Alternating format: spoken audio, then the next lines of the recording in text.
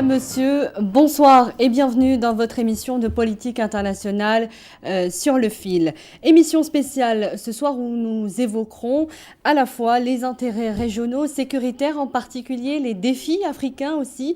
Tous concernent évidemment notre pays, l'Algérie, pays pivot dans la consolidation de paix dans le Sahel, mais dont les intérêts, il faut le dire, sont fortement menacés par une bande sahélo-saharienne encore ingérable. Pour répondre à nos questions ce soir, Majid Bouguela, le ministre délégué chargé des affaires maghrébines et africaines. Bonsoir, monsieur le ministre. Bonsoir.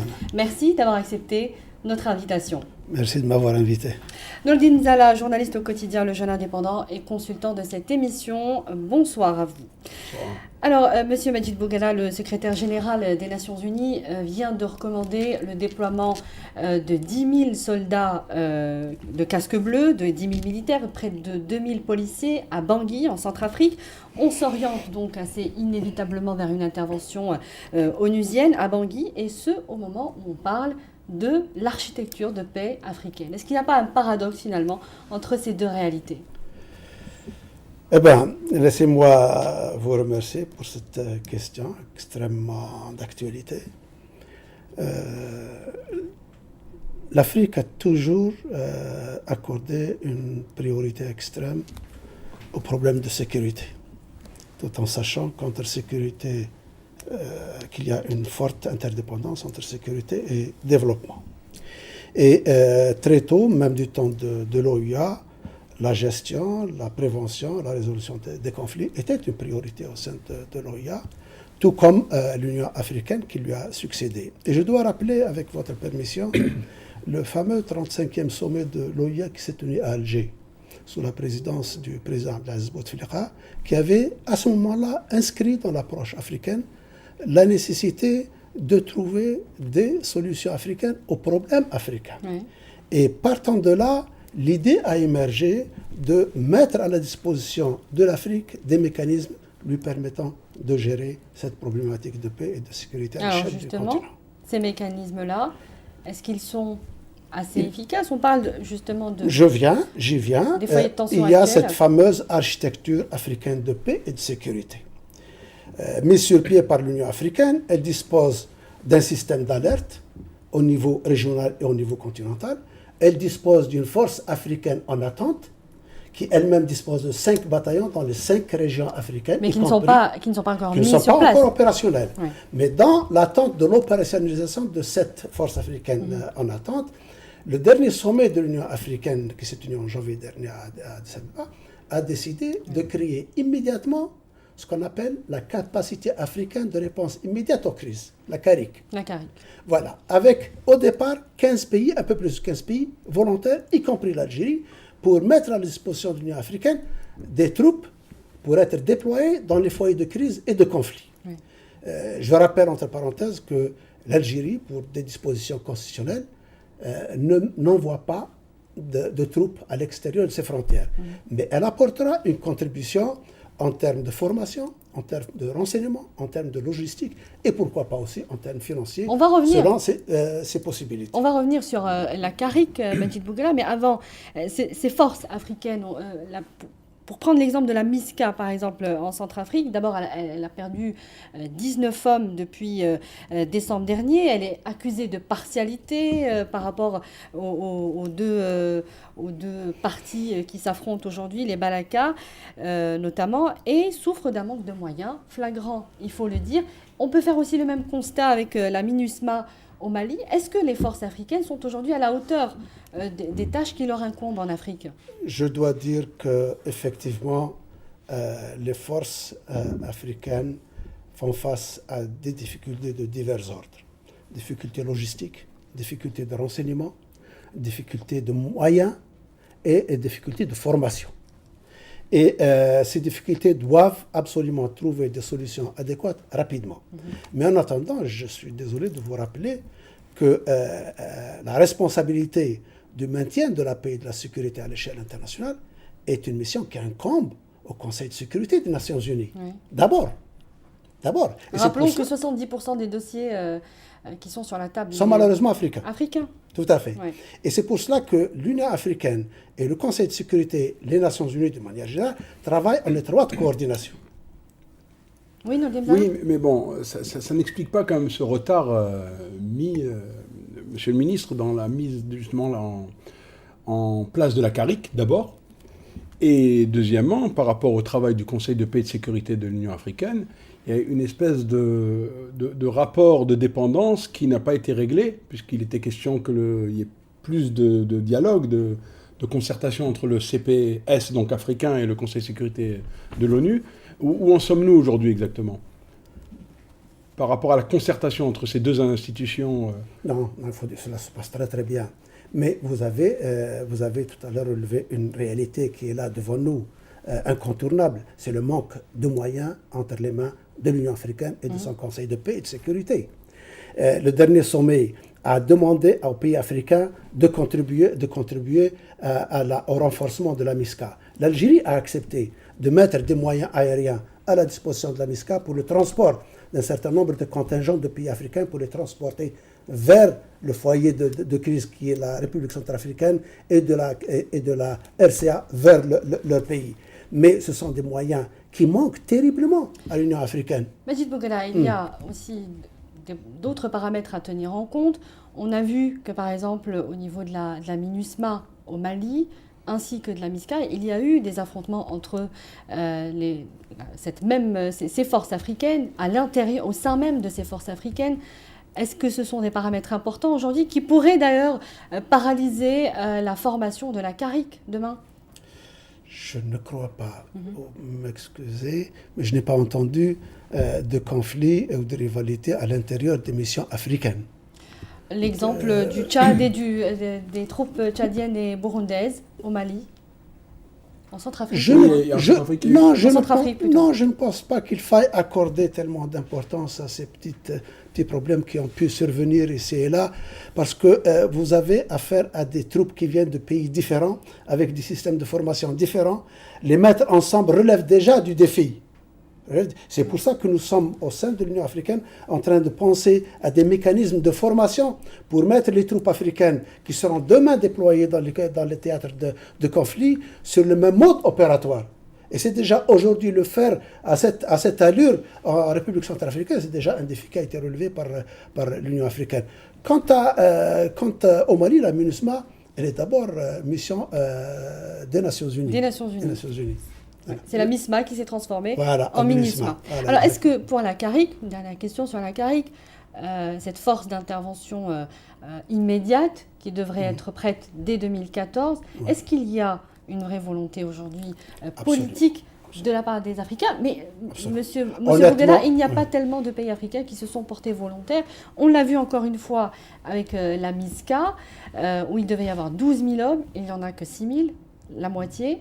Est-ce qu'il va y avoir cette contribution, cette volonté de la part de tous les pays, d'autant qu'on sait qu'il n'y a que 10 pays qui se sont manifestés pour la CARIC. De porter témoignage, je vous en prie. Puisque j'ai assisté au débat à Addis Abeba sur le thème de l'opérationnalisation de la CARIC. 15 pays se sont déjà portés volontaires. La majorité, sinon tous ces pays-là, sont disposés à mettre à la disposition de la CARIC des bataillons, des régiments. Demeure le problème, de transport, de moyens logistiques, moyens financiers et moyens en formation, renseignement, de sorte à ce que des troupes, des contingents venant de pays différents puissent être opérationnels dans le même mode opératoire demain sur ce terrain. C'est ce qui va incomber demain aux pays qui vont assumer cette charge de former les contingents de la CARIC. Vous parlez de charge, il y a aussi un coût financier. Absolument. Il y a aujourd'hui ce dilemme pour les pays africains d'investir dans leur propre développement individuel et dans la sécurité générale. C'est pour ça qu'il y a des retards, vous croyez Je pense que les retards sont dus d'abord à l'absence de moyens, mais l'Afrique n'a jamais voulu et ne le fera pas de rompre le lien qui doit exister avec les Nations Unies. Parce que, je le répète, le maintien de la paix et de la sécurité internationale est une mission essentielle, sinon fondamentale, du Conseil de paix et de sécurité. Les deux doivent travailler ensemble. Dès lors que l'Afrique, les Africains veulent s'approprier la gestion des problèmes de paix et de sécurité à travers le continent, ils peuvent le faire, mais à l'évidence, les moyens à la disposition de l'Afrique ne lui permettent pas aujourd'hui d'assumer seule cette mission. Mais est-ce qu'on ne cache pas derrière la problématique des moyens, des frictions internes, des insuffisances politiques? On a parlé notamment dans le cadre du processus de Nouakchott, dont la dernière réunion s'est tenue à Niamey, si je ne me trompe pas, n'est-ce pas, M. Majid Boughara? Tout à fait. On a parlé de retard dans la circulation du renseignement, ce qui est stratégique, et on a éventuellement aussi projeté de travailler sur des patrouilles mixtes, comme cela se fait à la frontière entre le Tchad et le Soudan.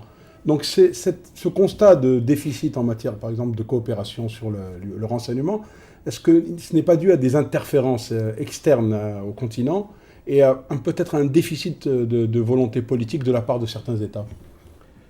Si vous parlez des autres théâtres africains, je suppose qu'effectivement, le problème de la circulation des renseignements se pose parce qu'ils ne disposent pas encore de mécanismes assurant cette charge, cette mission. Comme l'UFL pour le pays du Champ. Exactement. Maintenant, si on revient au processus de Nouakchott qui concerne la bande sahélienne, là, je peux vous dire que l'apport de l'UFL est extrêmement important et de très haute qualité, apprécié par tous les membres du processus de Nouakchott. Notamment pendant la crise malienne. Absolument. Il y a quand même eu un constat de retard. L'UFL est un mécanisme qui fonctionne très bien.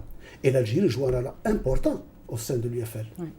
Alors, est-ce que, justement, en parlant de la crise malienne, on a l'impression quand même qu'au niveau de l'Afrique, la crise malienne et ce qui aurait pu arriver, j'allais dire plutôt la leçon malienne n'a pas été retenue, puisqu'on a laissé, on n'a pas encore cette capacité de prévention des foyers de tension, et ce qui se passe aujourd'hui en Centrafrique n'a pas pu être évité. D'une certaine manière, oui.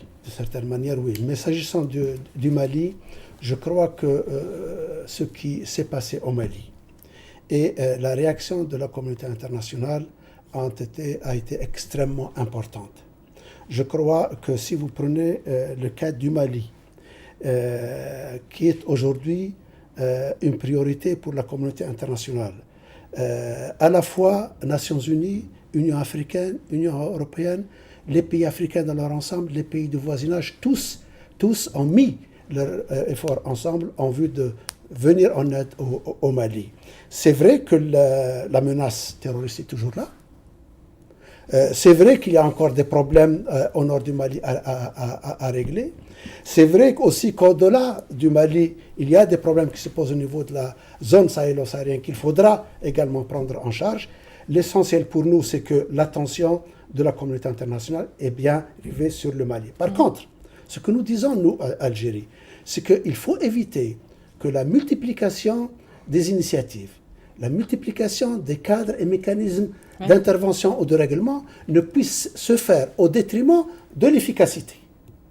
Et c'est pour cela que nous disons, nous avons grand besoin de coordination des efforts et de cohérence dans la démarche. Et qu'il n'y ait pas de déperdition d'efforts. Absolument. Alors, encore une fois, est-ce que cette inflation de structure, pour régler le problème de la bande sahélo-saharienne, n'est pas encore un signe de mésentente politique, ou enfin, en tout cas, de difficultés politiques au niveau des pays en...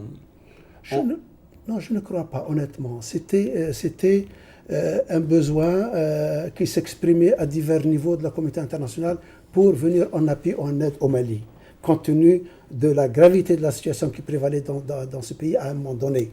Et partant du Mali, dans l'ensemble sahélo-saharien, la communauté internationale a pris conscience qu'il y a nécessité de faire un effort accru en direction du Sahel. Les problèmes sont tellement graves dans cette région sahélo-saharienne que la communauté internationale ne peut plus fermer les yeux sur ce qui se passe au Sahel. Est-ce qu'il n'y a pas aujourd'hui trop d'intérêt pour le Sahel et pas assez de coordination entre, vous le disiez, les différentes structures? Absolument. Et c'est pour cela que notre appel, et je crois que l'Algérie l'a fait à Bruxelles le 6 février dernier, à l'occasion d'une réunion de coordination de tous ces mécanismes, c'est l'appel qui a été lancé à plus de coordination, à plus de cohérence dans la démarche, parce que sans cela, nous n'aurons pas les résultats attendus. Et c'est pour ça que nous avons dit et répété que le meilleur moyen de coordonner ces efforts serait de les diriger à l'intérieur de ce fameux mécanisme qui est le processus de Nouakchott, parce qu'il regroupe l'ensemble des pays de la sous-région, 11 pays, en particulier les voisins du Mali. Et à ce moment-là, on pourrait évidemment apporter la coordination nécessaire et donner de la visibilité aux efforts, donner de l'efficacité aux efforts et aboutir aux résultats attendus par toute la communauté internationale. Monsieur Medjid Bouguera, le Sahel, on disait, mobilise désormais les pays à la fois dans le voisinage immédiat et à travers la communauté internationale. Il y a eu récemment la création de ce fameux G5, le processus de Nouakchott. Donc, à côté, est-ce qu'il n'y a pas aujourd'hui concurrence entre ces deux-là? D'abord, comment expliquer que l'Algérie n'ait pas été conviée à ce groupe des 5? Pour la simple raison que ces 5 pays constituent le noyau sur lequel repose la stratégie des Nations Unies en termes de développement économique et social pour l'ensemble de la région. Et quand le sommet s'est tenu à Nouakchott et que l'annonce a été faite, vous avez dû certainement lire la réaction algérienne. On s'est félicité de la mise sur pied de ce groupe qui va pouvoir canaliser et coordonner les efforts de la communauté internationale en matière de développement économique et social pour la région du Sahel. Parce que, croyez-moi, sans développement économique et social, on ne réglera pas le problème de la sécurité. Et l'inverse est tout aussi vrai. Et par contre, nous continuons d'insister sur la nécessité d'agir dans le cadre de la coordination. Parce qu'on ne peut pas, ces groupements, autant ils sont les bienvenus, autant ils ne peuvent pas agir individuellement. Et pourtant, ces mêmes pays sont unanimes sur le fait que l'Algérie est l'agent stabilisateur dans toute cette région sahélienne. Absolument, et croyez-moi, nous entretenons d'excellentes relations au plan bilatéral avec l'ensemble de ces pays et au plan multilatéral.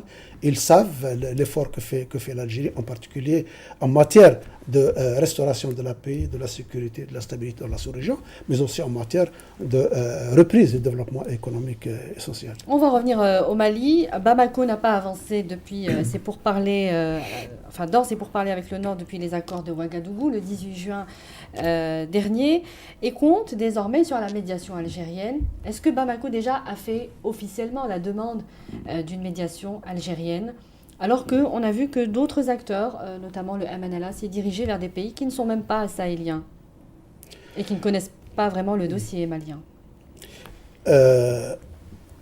Parlons de la première étape. Négociation au titre de la CEDEAO par nos frères du Burkina Faso, qui sont arrivés à l'accord de Ouagadougou, important parce qu'il a permis la tenue de l'élection présidentielle au Mali dans d'excellentes conditions.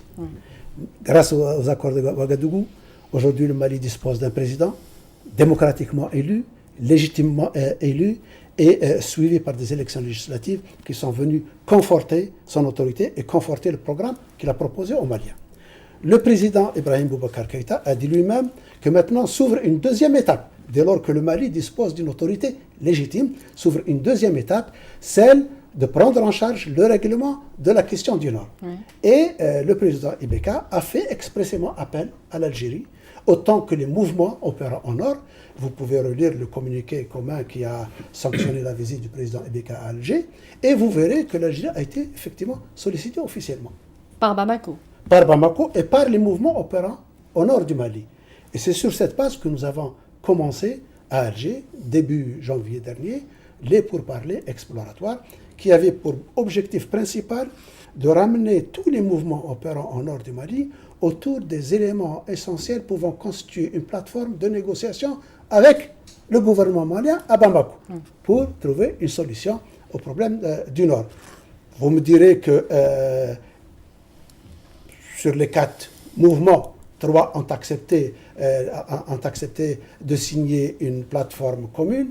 Le MNLA, oui, le MNLA est traversé par quelques difficultés internes qui font qu'on doit faire des efforts supplémentaires pour les ramener vers la dynamique opérée à partir d'Alger début janvier dernier.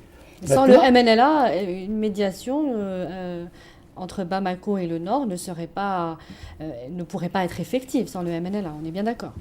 Oh, vous me dites sans le MNLA, non, le MNLA est dedans. On va juste donner un coup de main à nos frères au MNLA pour essayer de résoudre rapidement leur querelle intérieure. Mais moi, je suis convaincu qu'ils reviendront vers la dynamique d'Alger. Ça, d'un côté. De l'autre côté, vous avez raison de faire référence à des interférences qui, malheureusement, tendent à saper, perturber un petit peu les efforts de l'Algérie. Des interférences qui viennent de partis, de pays qui ont des agendas autres que la paix et la sécurité dans la région. Mais croyez-moi, le gouvernement malien, les mouvements opérant dans le Nord, dans la majorité, sont conscients de cela.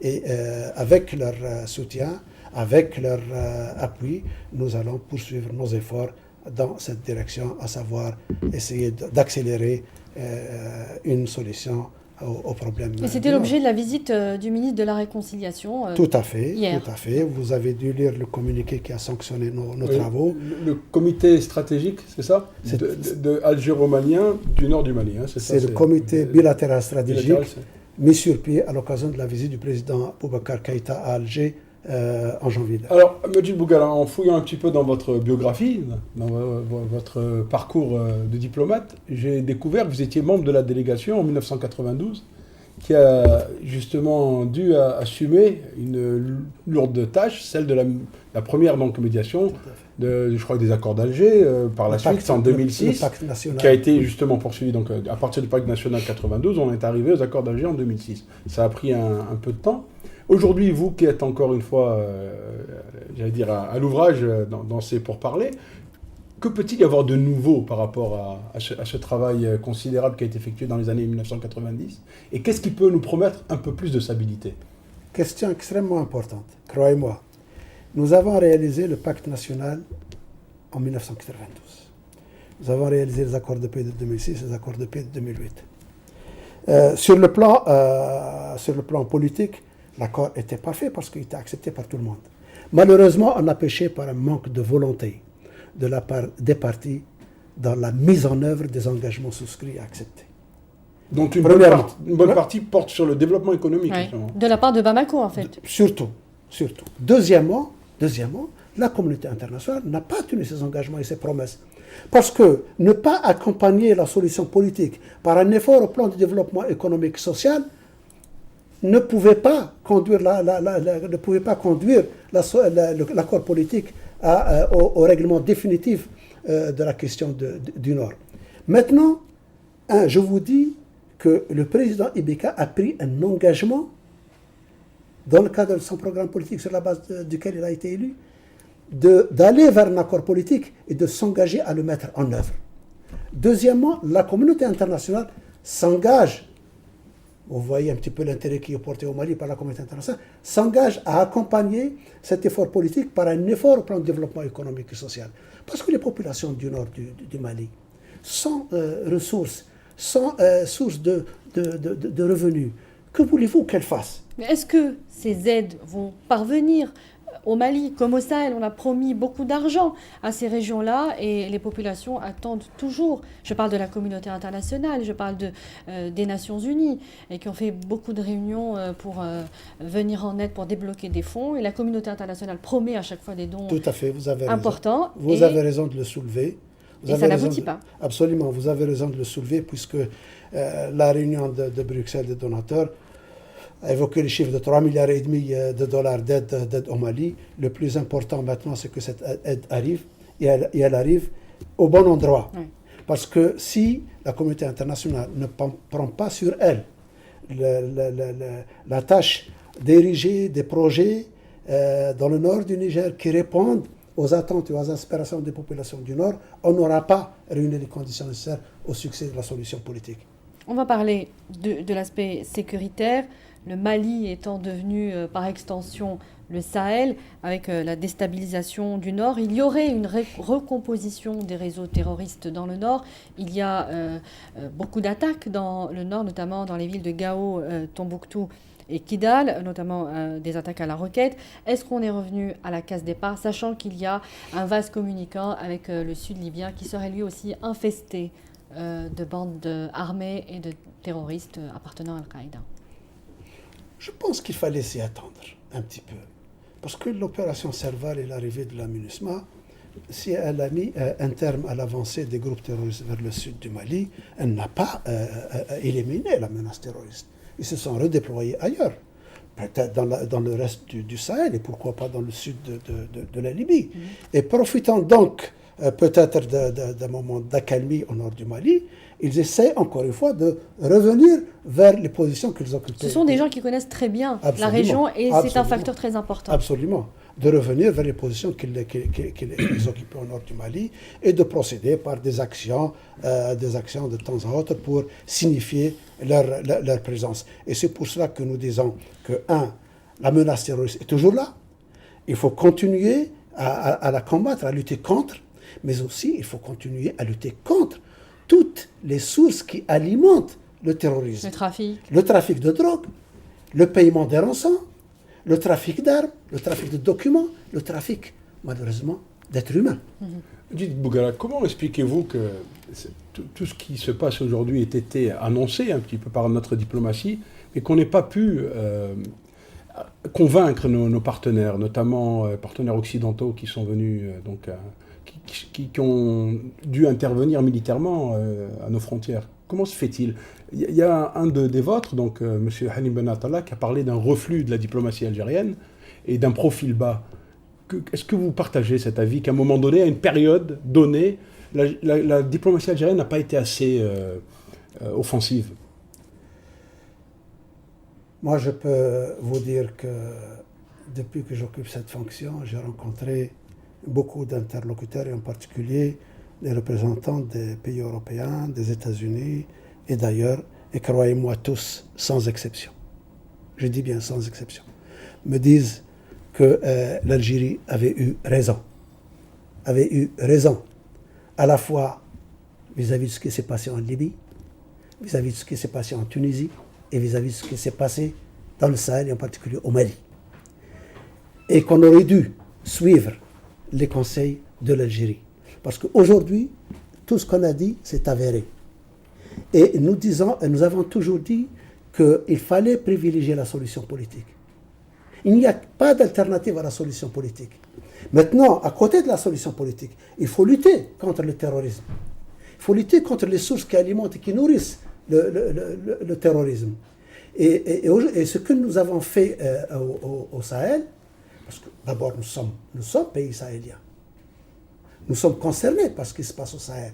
Notre sécurité est en jeu. Quand nous avons décidé de mobiliser des moyens considérables pour sécuriser nos frontières. Oui, alors là, justement, votre collègue diplomate Ben Atallah fait la part des choses entre le militaire, donc l'ANP, qui aurait prouvé donc, ses capacités de répondre énergiquement à toute menace, à toute attaque, et il critique, en tant que diplomate, c'est ça qui nous intéresse aujourd'hui, ce profil bas de la diplomatie algérienne qui n'aurait pas réussi à convaincre au moment voulu les partenaires. Qu'est-ce que vous en pensez? Est-ce qu'aujourd'hui, on est dans un ton plus ferme, avec plus d'outils efficaces pour...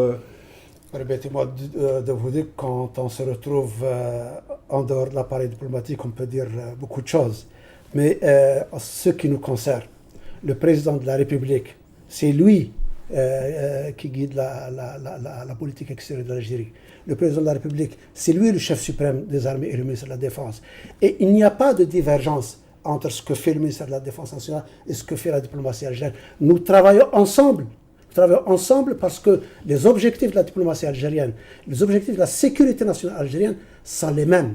Et ce que nous avons fait au Mali, aujourd'hui, avec la sécurisation des frontières, n'était pas uniquement destiné à sécuriser nos frontières parce que notre sécurité était menacée, mais aussi à sécuriser la région, toute la région, que ce soit en Mauritanie, que ce soit au Mali, que ce soit au Niger, en Libye et même en Tunisie. Et d'ailleurs, nos récentes rencontres avec nos frères libyens et nos frères tunisiens, croyez-moi, tout le monde est satisfait du travail fait par l'armée algérienne, à la fois et les services de sécurité pour sécuriser la frontière avec la Tunisie, tout en coopérant étroitement dans la lutte contre le terrorisme, avec la Libye également, et même nos frères au Mali et même nos frères au Niger sont extrêmement satisfaits de ce que l'Algérie fait au niveau des frontières et au niveau de la coopération avec ce pays pour renforcer leur capacité militaire et leur capacité de renseignement. Comment qualifier aujourd'hui, M. Majid Boughara, la situation au Sahel par rapport à, on va dire, à l'année précédente, pour prendre, disons, une... Il y a un léger mieux. Il y a un léger mieux sur le plan de la sécurité, premièrement. Mais il faut rester vigilant. Il ne faut pas baisser les bras, il faut continuer à lutter contre le terrorisme et les sources d'alimentation du terrorisme. Deuxièmement, au Mali, quand même, il y a maintenant une stabilité politique. Il y a un président, il y a un parlement, et ça c'est extrêmement important. Troisièmement, le plus important peut-être, c'est que l'intérêt de la communauté internationale ne doit pas baisser. Il ne suffit pas de tenir des conférences internationales, de faire des annonces de contribution pour dire que le problème est réglé. Non. C'est maintenant que commence le vrai travail de soutien au Mali et à tout le Sahel.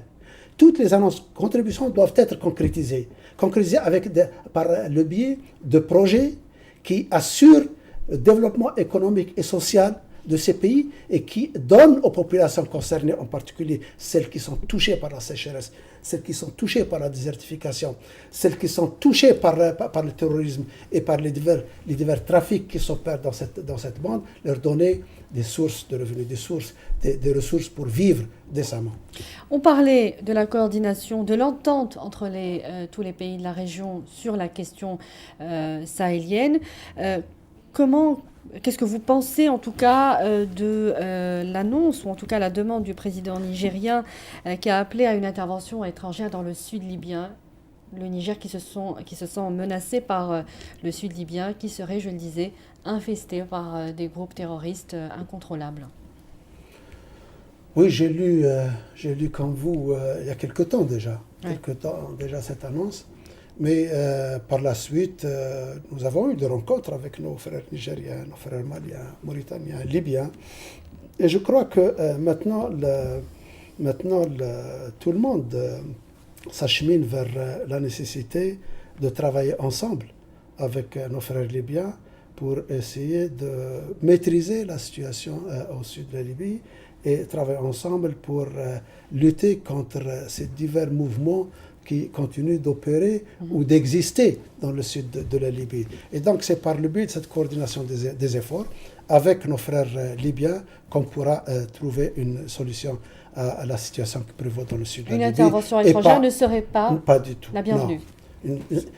C'était peut-être plus un cri de détresse de la part du Probablement, mais nous, c'est une position de principe qui est là, immuable. Nous avons toujours dit et nous serons toujours contre les interventions étrangères parce qu'elles ne règlent pas le problème. Elles compliquent les problèmes. Enfin, elles sont nécessaires parfois, comme au Mali, par exemple. Il n'y avait pas d'autre moyen d'arrêter cette avancée des terroristes. Soyons clairs. Au Mali, il s'agit d'une intervention sur résolution du Conseil de sécurité des Nations Unies. Oui. Ça, c'est... Et puis demandé par le pays lui-même. Et demandé par le pays lui-même. Maintenant, vous me dites une intervention étrangère en dehors du cadre des Nations Unies. Nous y sommes, nous. Enfin, le président nigérien a parlé d'un accord avec Tripoli. Il s'agit bien que les autorités libyennes soient d'accord et coopèrent pour une intervention étrangère. Il n'a pas appelé à une intervention étrangère sans l'accord de Tripoli. Je ne sais pas, je n'ai pas vu cela. C'est ce qu'il a demandé. C'est apparemment dépassé maintenant. Donc, il y a eu la rencontre de Niamey. Il y a eu la rencontre de Niamey. Et puis... celle de N'Djamena aussi. Celle de N'Djamena. Et puis je vous rappelle, je crois que demain s'ouvre à Rome une conférence internationale sur la Libye également. On a l'occasion aux différents participants, en particulier l'Algérie, représentés par son ministre des Affaires étrangères, de se concerter avec ses collègues. Où en est cette coopération algéro-libyenne sur le sécuritaire? Elle se porte très bien. Vous savez que fin décembre, le Premier ministre Abdel s'est déplacé à Tripoli. J'ai eu l'honneur de l'accompagner dans le cadre de la réunion de la grande commission mixte algéro-libyenne. Et évidemment suivi par un grand nombre de visites à Alger, vous vous rappelez, y compris celle du ministre de l'Intérieur, vice-président du Conseil des ministres. Et la coopération en matière sécuritaire se déroule très bien. À la fois au niveau de la frontière. Nous travaillons ensemble avec nos frères libyens pour sécuriser la frontière. Nous avons mobilisé des moyens pour sécuriser la frontière de notre côté, et évidemment par conséquent de leur également. Et nous assurons la formation militaire, la formation des policiers. Nous coopérons dans le cadre de l'échange de renseignements. Et tout cela au bénéfice de la restauration, de l'effort de restauration de la paix, de la stabilité et de la sécurité en Libye. Sachant que la Libye est très instable, y compris politiquement. Absolument, Ouais. absolument. Et je Est-ce crois que cela ne rend pas la coopération fragile? fragile, peut-être dans sa mise en œuvre au quotidien, mais dans son principe et dans la volonté qui anime à la fois l'Algérie et le gouvernement libyen, je ne le crois pas. C'est vrai qu'ils ont des difficultés, qu'ils traversent, mais nous essayons aussi de dire et de leur venir en aide pour qu'ils dépassent cette situation et qu'ils se concentrent sur les efforts à fournir pour vraiment restaurer la stabilité dans le pays parce qu'il en a fortement besoin. Les relations avec le Maroc, Monsieur Majid Bouguela, l'Algérie connaît avec ce pays une crise aiguë depuis quelques mois. Le viol de l'enceinte consulaire algérienne à Casablanca, l'affaire des réfugiés syriens, les affirmations de Rabat sur des tirs par l'armée algérienne à la frontière. Le Maroc multiplie les offenses envers l'Algérie. Est-ce qu'il y a encore possibilité de dialoguer avec Rabat? Est-ce que tous les canaux diplomatiques ont été usés avec Rabat? C'est vrai que les relations de l'Algérie et du Maroc ne sont pas au niveau requis, au niveau souhaité. C'est certainement pas faute pour l'Algérie d'avoir à chaque fois essayé. Ce fut le cas début 2000, ce fut le cas début 2005, ce fut le cas 2011. Nous avons toujours essayé de faire l'effort d'inscrire notre relation avec nos frères marocains dans le cadre d'un processus graduel de normalisation, de restauration. Les crises sont récurrentes finalement. Malheureusement, je dois dire que nos frères marocains n'étaient pas au rendez-vous de cette volonté, de cette disponibilité. Mais à chaque fois, et même dans les moments difficiles, comme ceux auxquels vous avez fait référence, la violation de l'enceinte de notre consulat général à Casablanca, la profanation de notre emblème national, le jour de la fête nationale. En dépit de tout cela, nous avons su garder la sérénité, la retenue et la sagesse nécessaires. Est-ce qu'il y a toujours des contacts avec Rabat? Bien évidemment. Parce que nous ça n'est jamais totalement rompu. Nous ne voulons pas insulter l'avenir. L'Algérie et le Maroc, les peuples algériens et le peuple marocain sont ensemble pour l'éternité. Et donc, nous regardons vers l'avenir. Et c'est ce qui explique cette retenue et cette sagesse. Et nous espérons que nos frères marocains reviendront vers cette sagesse et cette retenue parce qu'on ne peut pas bâtir une relation ensemble sans qu'il n'y ait de part et d'autre sérénité, sagesse et volonté et disponibilité. Ouais. Et donc, non, je vous assure, les canaux ne sont pas rompus, bien évidemment. L'ambassadeur marocain est à Alger, l'ambassadeur algérien est à Rabat. Nous nous rencontrons en marge ou à l'occasion des réunions de l'Union du Maghreb arabe. Et nous espérons donc que ces campagnes qui tendent à être excessives à travers les déclarations de partis politiques, d'associations, des médias publics et privés, ou même certains responsables politiques. Ouais. Nous espérons que toutes ces déclarations cessent pour nous permettre de construire dans la sérénité et dans la vision d'une relation apaisée entre deux pays frères, voisins, qui partagent tellement de choses ensemble. Vous parliez de disponibilité de Rabat, les services de douane... Disponibilité de l'Algérie.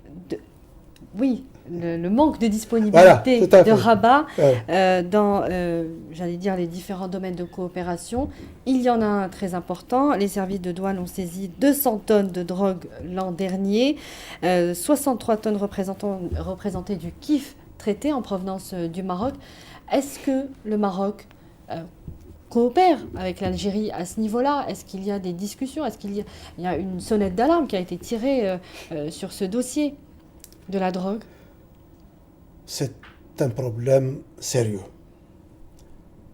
Il ne se passe pas 2 semaines sans que les médias algériens ne rendent compte des saisies opérées par les services de sécurité de quantités considérables de drogue.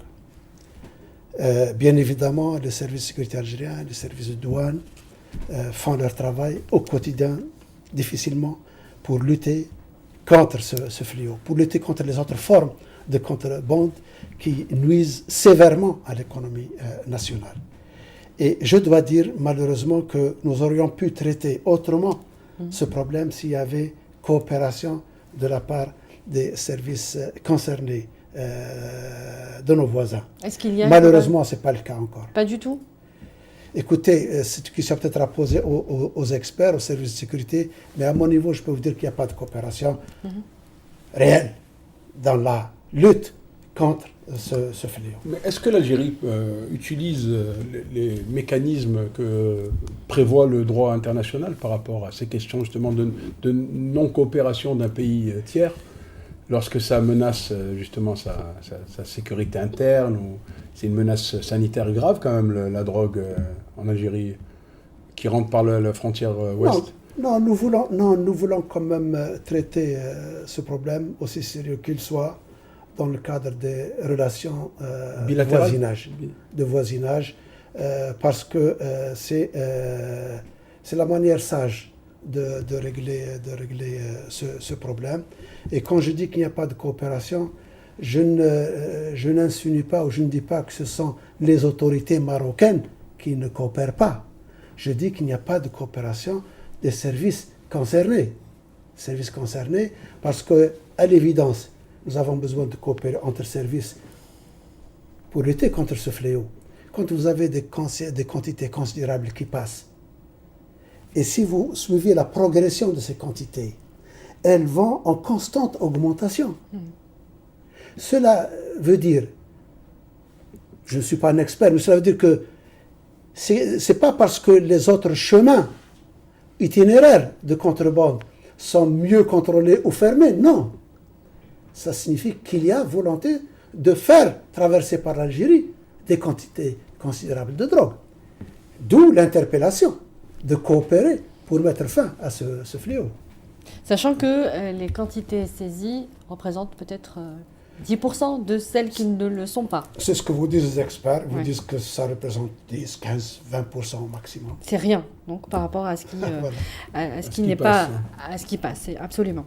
Rappelons que Rabat conditionne sa participation à un éventuel sommet de l'Union du Maghreb arabe par la réouverture des frontières avec l'Algérie. On a fait donc un problème de réciprocité. L'UMAC a fêté donc ses 25 ans, mais on va dire qu'on a évité l'euphorie cette année, alors que les autres blocs régionaux africains avancent. Où en est l'UMA aujourd'hui?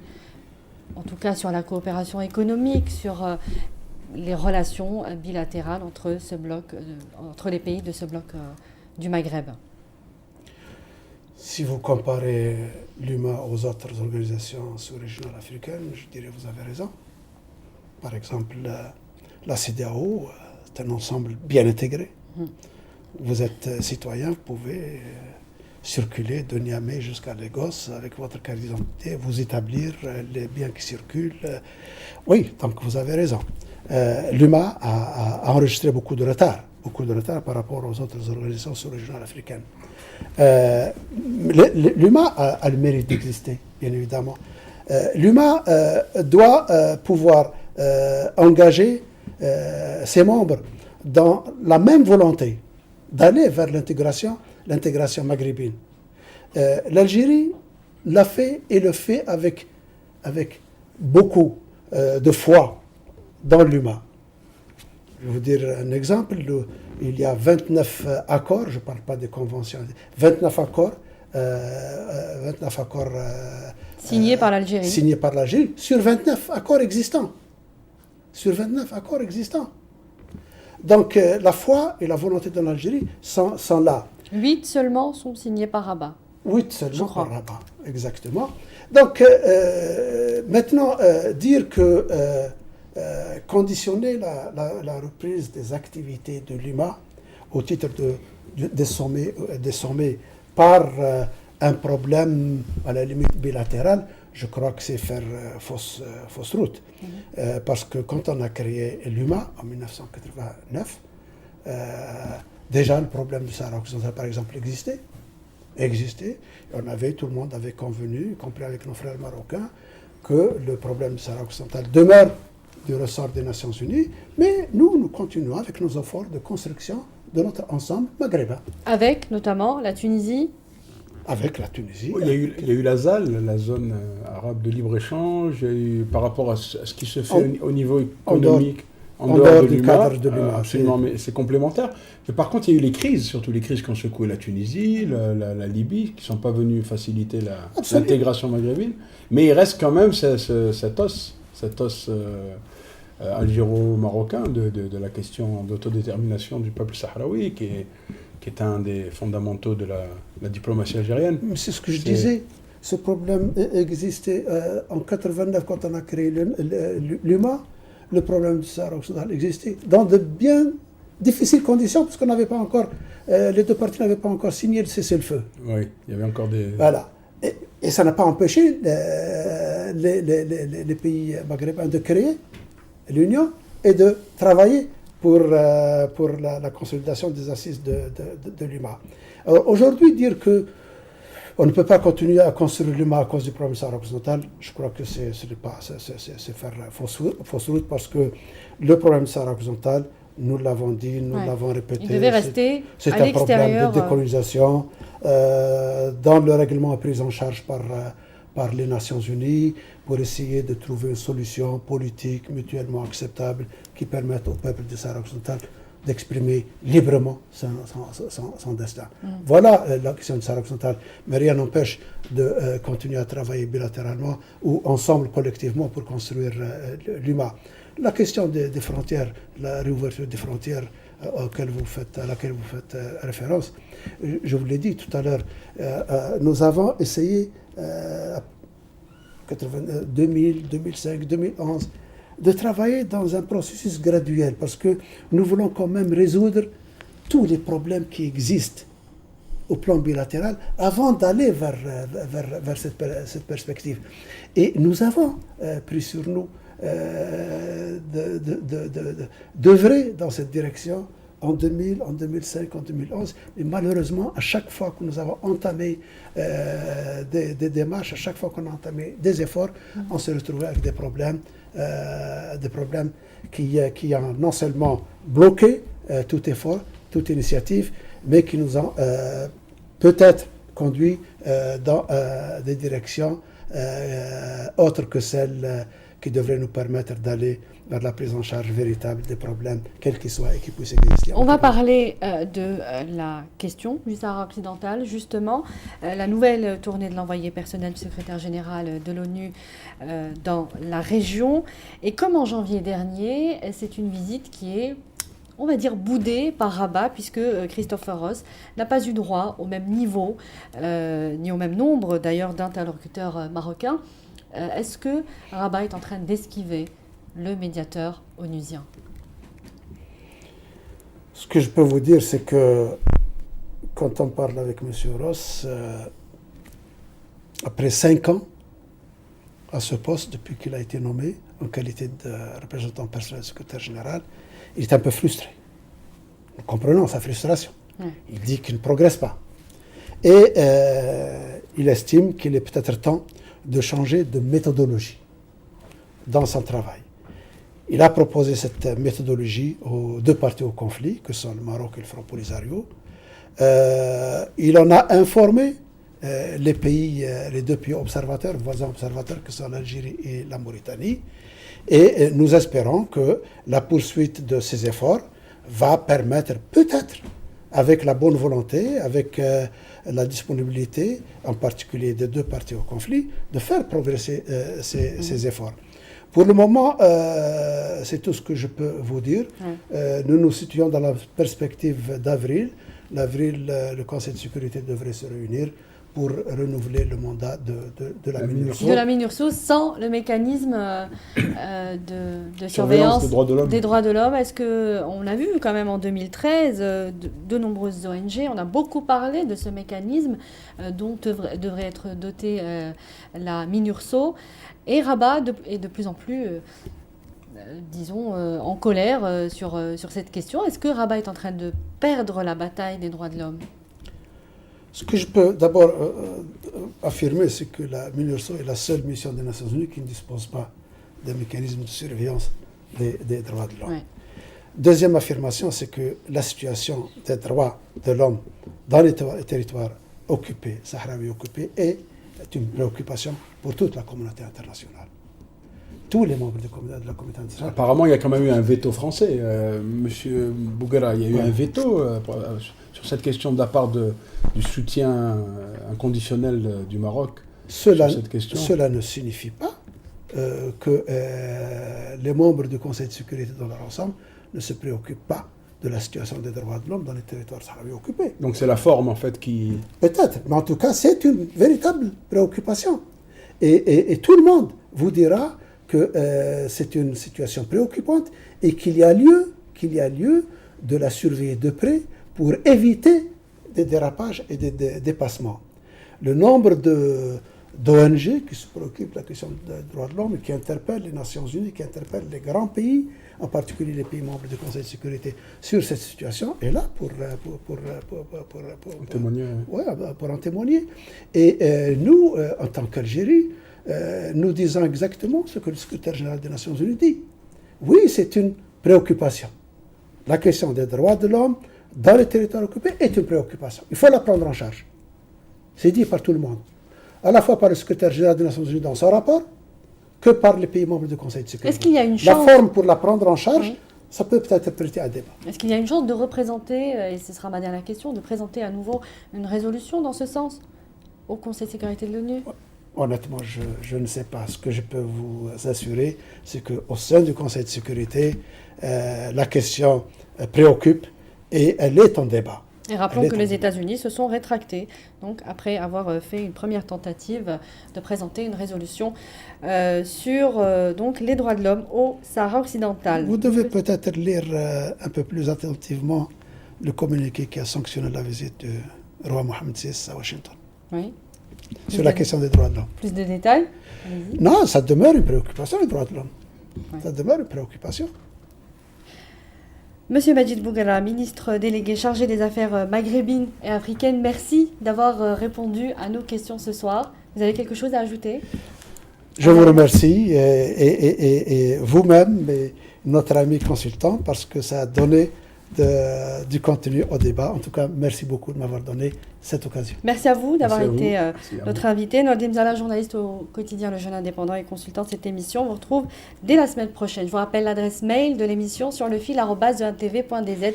Vous pouvez évidemment réagir sur cette émission. Merci de nous avoir suivis. Très bonne suite des programmes. Bonsoir.